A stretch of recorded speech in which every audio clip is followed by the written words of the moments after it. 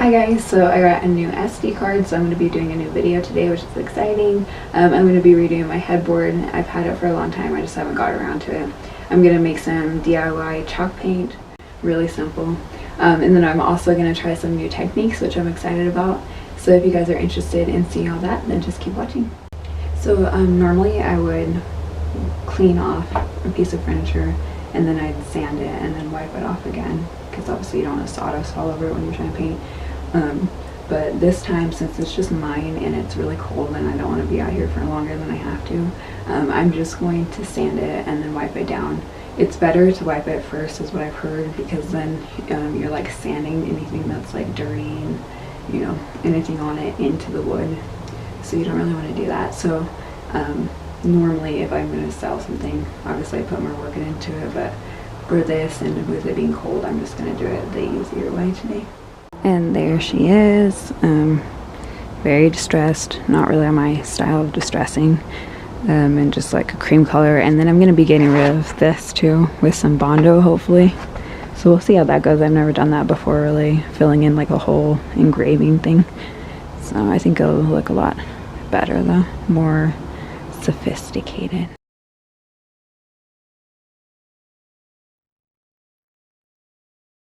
I'm going to make some chalk paint for this project. These are all the things that you need. That's plaster of Paris, paint, of course, latex paint, something to mix it in, something to mix your plaster of Paris and water in, and then a tablespoon, a can opener, and a paint stir. Okay, so I'm going to be using half a cup of plaster of Paris. I'm going to put it in this cup.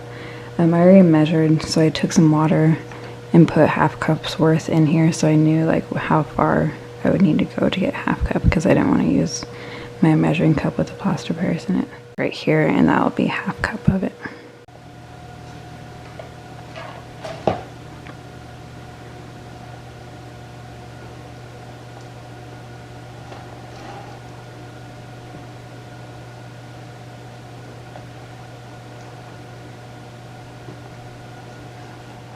Okay, so now I'm going to take a tablespoon and I'm going to use 2 tablespoons of water first and then mix it up and see how smooth it gets, and then I'll add more if I need it.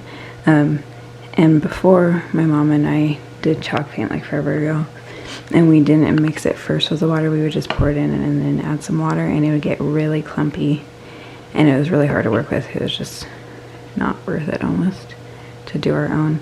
So anyway, it helps definitely if you mix in the water before, and I use hot water. I feel like that works the best.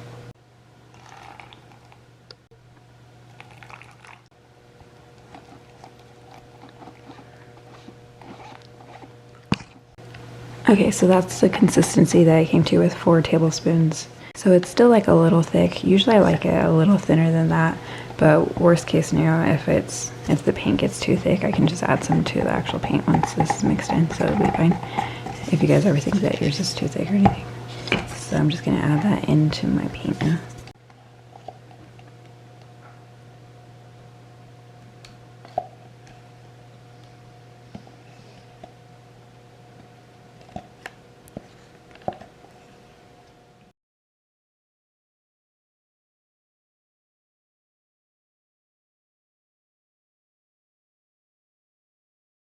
Okay, so I'm going to do some scuff sanding. I will probably use around like 140, 150, or 120, whatever I have. So it's just like a light sanding everywhere. So that'll be really quick, and then I'll wipe it down, and then I'll start painting. So hopefully you guys can see me, but and hear me. So the technique that I'm going to be doing is to paint on paint in whatever direction, and then roll it with a foam roller without any paint on it. And I got this technique from the Black Sheep something. I can't remember her full YouTube name, but I will let you guys know in the description for the comments. So I'm going to be trying that just all over, and since it's my piece, I thought it was a good one to try out the new technique.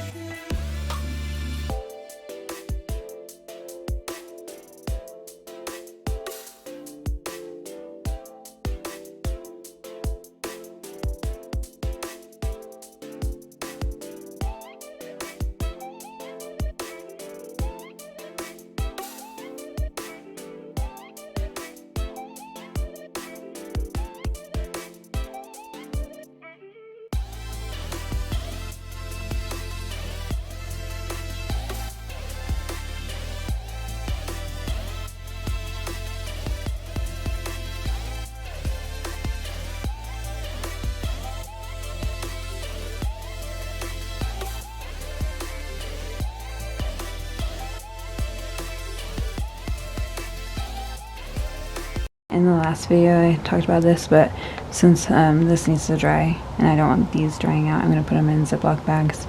I tried putting them in together and they didn't fit, so I'm going to put the brush in the other one, but that way it will keep it from drying out, so that way I don't have to like rinse them out every time I'm not using them, kind of thing.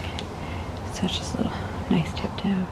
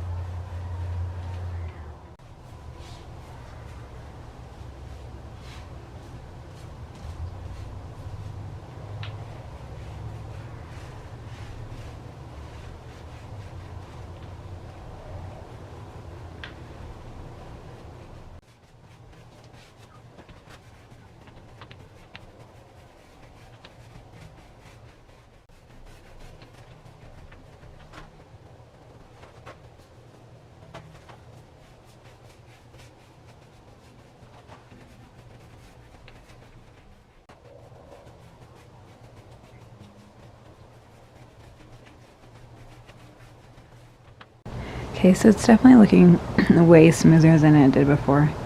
But I kind of wonder if you could get the same look basically with just using a foam roller.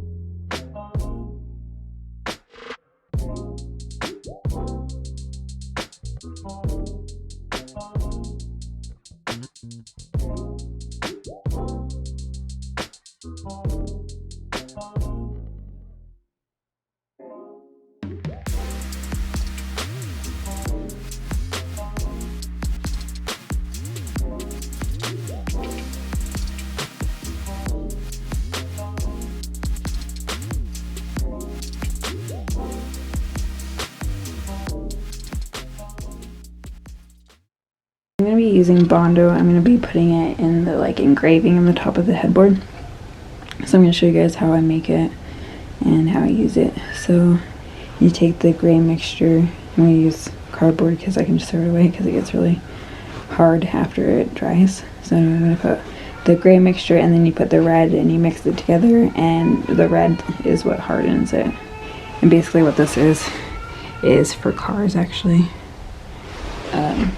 But it fills in holes and whatever you need to really well.